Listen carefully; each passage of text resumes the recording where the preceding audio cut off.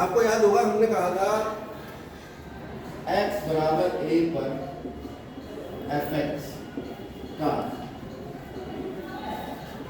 अस्तित्व होगा, इस शब्द का प्रयोग किया। इसको अंग्रेजी में कहते हैं लिमिट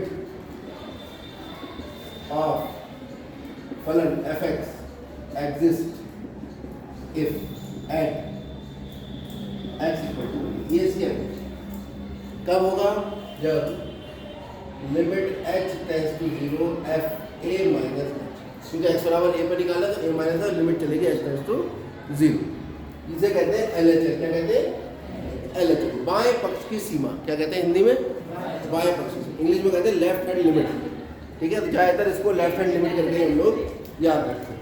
ये बराबर होनी चाहिए limit h tends to 0 f a plus h, यानी दाएं पक्ष की सीमा। इसे कहते हैं राइट हैंड। क्या कहते हैं अंग्रेजी में से? राइट हैंड लिमिट, यानी दाएं पक्ष की सीमा। x बराबर होगा c, और ये क्या है? लेफ्ट हैंड लिमिट, जिसको शॉर्ट में हम कहते हैं लेफ्ट हैंड लिमिट। तो इसको शॉर्ट में क्या कहते हैं? Right hand. आगे से खाली हम इसको और इसको याद रखेंगे और इसको याद रखेंगे, बाकी की चीज़ें आपको तो अपने मन में याद रखेंगे, जरूरी सभी चीज़ें। उसके अलावा देखो, गणित में एक ही बात को जब कई तरीके से कहा जाता है तभी कन्फ्यूजन क्रिएट होता है। इसी बात को एक और तरीके से कुछ सवालों में लिखा मिलेगा, वो ऐसे भी लिखते हैं limit x tends to a minus fx। उसका मतलब भी यही है। अगर ऐसे लिखा होगा x tends to a minus, तो माइनस का मतलब है लेफ्ट हैंड लिमिट, तो आप तुरंत ये वाली लिमिट लिख देंगे। x टेंड्स टू 0 सभी सवालों में कॉमन रहेगा, सभी में। और लेफ्ट कहेगा तो a में से h घटा देंगे, राइट कहेगा तो a में h जोड़ देंगे, और कोई लॉजिक नहीं। और राइट हैंड लिमिट को कहते हैं हम limit x tends to a plus f। a plus ये बता रहा है कि आप x बराबर a के थोड़ा सा राइट की तरफ मान निकालेंगे, और माइनस बताता है कि a के थोड़ा सा लेफ्ट की तरफ मान निकालेंगे। अब देखिए ये हम समझते कैसे। सबसे पहले सबसे आसान सवाल में बात करते हैं। 23वां सवाल, ये कह रहा है limit x tends to 0 fx तथा limit x tends to 1 fx आपको ज्ञात करना है। और fx क्या दिया है? fx का मान 2x प्लस 3 होगा अगर x का मान 0 से छोटा है, और 3 गुणा x प्लस 1 होगा अगर x का मान 0 से।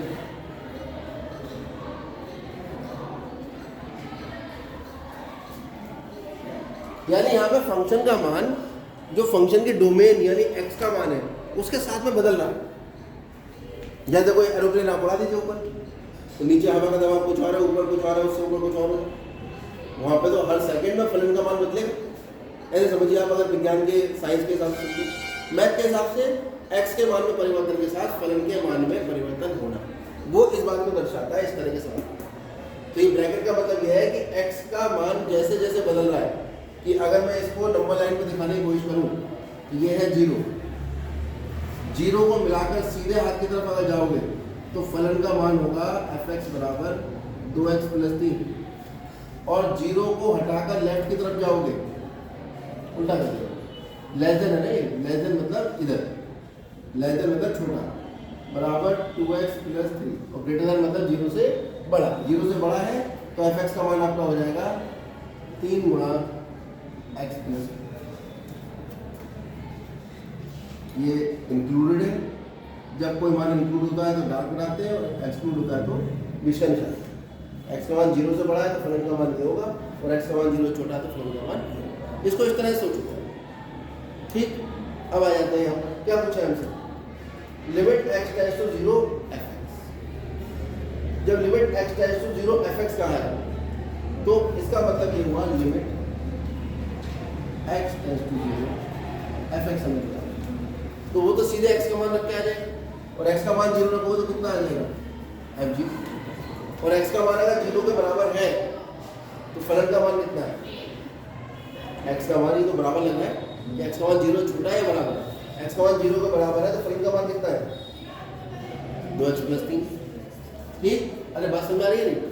अब हमें f0 निकालना है, तो अब हमें ये देखना है कि f0 इसके हिसाब से निकालना है या इसके हिसाब से। इसके हिसाब से निकाले तब भी 3 आ रहा है, इसके हिसाब से निकाले तब भी 3 आएगा, लेकिन निकालने के तरीके में थोड़ा अंतर आएगा। अब यहाँ पर एक चीज और देख रहे हैं, खास बात। वो खास बात ये है कि 0 पर हम देख रहे हैं x के मान में परिवर्तन हो रहा है।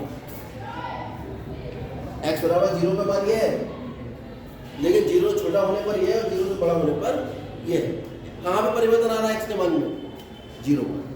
0 से जरा सा राइट हैंड जाओगे तो मान बदल रहा है, और 0 से लेफ्ट हैंड जा रहे हो तब मान बदल रहा है। ऐसे केस में हमें निकालनी पड़ेगी LHL और R। ये देखना पड़ेगा कि फलन का अस्तित्व है या नहीं, fx का मान एग्जिस्ट करता है या नहीं करता, क्योंकि मान में होगा परिवर्तन, हो सकता है एग्जिस्ट ना करे। चलिए देखिए, सबसे पहले हम निकालेंगे LHL, left hand limit at x बराबर 0, यानी अब एक ही जगह कौन काम कर रहा है? 0। तो लेफ्ट हैंड लिमिट क्या होनी चाहिए? LHL आएगी आपके पास limit h tends to 0 f a minus h। अब क्योंकि हम x बराबर 0 पे निकाल रहे हैं, इसलिए एक ही जगह कौन आ जाएगा? कितना आ जाएगा? Limit h tends to 0 f। मैंने आपको क्या बताया कि h का मान यहाँ पर सीधे नहीं रखेंगे और h को धनात्मक मान के चलेंगे। अब f माइनस h, h अगर ऋणात्मक होता उसके पीछे ऋणात्मक लगाते हैं तो माइनस माइनस क्या हो जाता है, लेकिन h जो है वो हमेशा एक धनात्मक राशि है। ये मैंने बोल दिया था पहले मैंने पढ़ा है। इसका मतलब माइनस h हमेशा कैसी राशि होगी? ऋणात्मक। ऋणात्मक कैसी होती है राशियाँ? 0 से बड़ी है 0 छोटी? तो 0 से अगर छोटी है राशि तो fx का मान कितना है? तो ये लिमिट h टेंड्स टू 0 यहाँ आना चाहिए 2x प्लस 3, और x की जगह क्या आ रहा है यहाँ पर?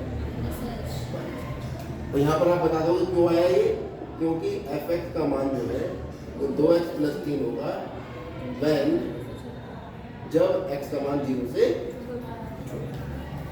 कोई दिक्कत इसमें? यानी बच्चा क्या करता है, वो सीधे कहेगा बस सीधे h का मान रखा क्यों नहीं यहाँ पर? h टेंड्स टू 0, सीधे 0 रख दो, f0 निकल आएगा, यहाँ हो जाएगी गड़बड़। h को तब तक नहीं रखेंगे जब तक आप फलन न निकालने वहाँ से, जो फंक्शन आपको दिया है, तो फलन आपको दिया। अब यहाँ पे h का मान अब रखो 0, कितना आएगा? 2 गुणा माइनस 0 प्लस 3 कितना आ गया? 3। क्या आया है? ये आया है LHL, लेफ्ट हैंड लिमिट। कहाँ पर? At x equal to 0। किसकी? fx। यहाँ फलन लिख के दिखा दो, left hand limit at x equal to 0 of fx बराबर कितना निकल रहा है? 3। अब ये सब नहीं लिखूंगा, अब खाली LHL और RH। अब RHL निकालो, वो क्या आएगी? Limit h tends to 0 f a plus h, एक ही जगह 0 क्योंकि x बराबर 1 0 पर निकालो, कितना आ गया? fh। बच्चा कहेगा h का मान 0 रखो, f0 और f0 देख लो, जब x 0 के बराबर है तो कितना है? ऐसे नहीं होता। आप देखिए कितना है आंसर? fh। h कैसी राशि है? यानी f के आगे जो लिखा वो तो x ही होता है, यानी x कैसी राशि हो गई? धनात्मक। अब अगर x का मान धनात्मक है, धनात्मक होता है 0 से बड़ा, तो अगर x का मान 0 से बड़ा है तो फलन का मान कौन सा वाला है? ठीक है, आप यहाँ शॉर्ट में लिख लो, क्योंकि h 0 से बड़ा होता है इसीलिए fx का मान कितना लिया जाएगा? 3 गुणा x प्लस 1 when जब x का मान 0 से बड़ा। ये सब कोड वर्ड की लैंग्वेज आपने समझ ली। अब यहाँ पे यूज कर लो, कितना आएगा? 3 गुणा h प्लस 1। आप सोच रहे होंगे यहाँ तो fx लिखा है 3 गुणा x प्लस 1, आप यहाँ fh लिख रहे हो, क्योंकि हम fx का मान लिख रहे थे तो x लिख रहे थे, और fh लिख रहे हैं तो x की जगह क्या लिखेंगे? h। fx का मान ये था, अब x से कितना लिख दोगे? h। ऐसे भी हमारा x होना ठीक से लग रहा है। ठीक, अब लो h का मान 3 गुणा 0 प्लस 1 कितना आ गया? 3। हम देख रहे हैं LHL बराबर किसका है, एट x इक्वल टू 0। और ऐसा होता है तो क्या होता है, x बराबर 1 पर फंक्शन का अस्तित्व होगा और इसका मान यही होगा जो निकल कर आया। और दोनों का मान कितना निकल कर आया, x टेंड्स टू 0 fx बराबर, जो लिमिट है फंक्शन की 0 पर वो उसी के बराबर होती है जो LHL और RHL आती है। अगर दोनों बराबर आ गए तो वही हो गया, और दोनों बराबर नहीं आए तो कह दोगे फलन के मान का अस्तित्व नहीं, लिमिट डज नॉट एग्जिस्ट। चलिए आगे बात करते हैं।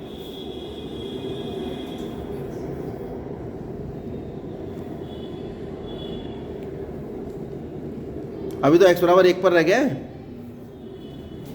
इस पर भी देख लेते हैं। देखो ना ये वाला रह गया है। अब बताओ x बराबर 1 पर मान निकालेंगे तो क्या 1 पर फलन के मान में कोई परिवर्तन हो रहा है? अरे 1 पर फलन के मान में कोई परिवर्तन हो रहा है? फलन के मान में तो 0 का हो रहा है परिवर्तन। 0 से बड़े अगर x का मान है तो फलन का मान कितना रहेगा, ये रहेगा। इसलिए x बराबर 1 पर फलन के मान में कोई परिवर्तन नहीं होगा। तो हमें निकालना है limit x tends to 1 fx। इसका मतलब इसकी जगह 1 रख देते, और जब 1 रखोगे तो f1 जब निकालोगे तो फलन का कौन सा मान यूज करोगे, ये वाला है ये वाला? कितना बात है, 3 गुणा 1 प्लस 1 बराबर 3 गुणा कितना होगा, 2 दवा 6, क्योंकि fx का मान होगा 3 गुणा x plus 1 as x equal to 1, जो बड़ा है किससे, समझ आ गया? अब आगे बढ़ो।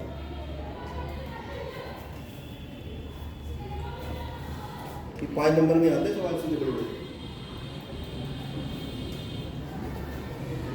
अब देखते हैं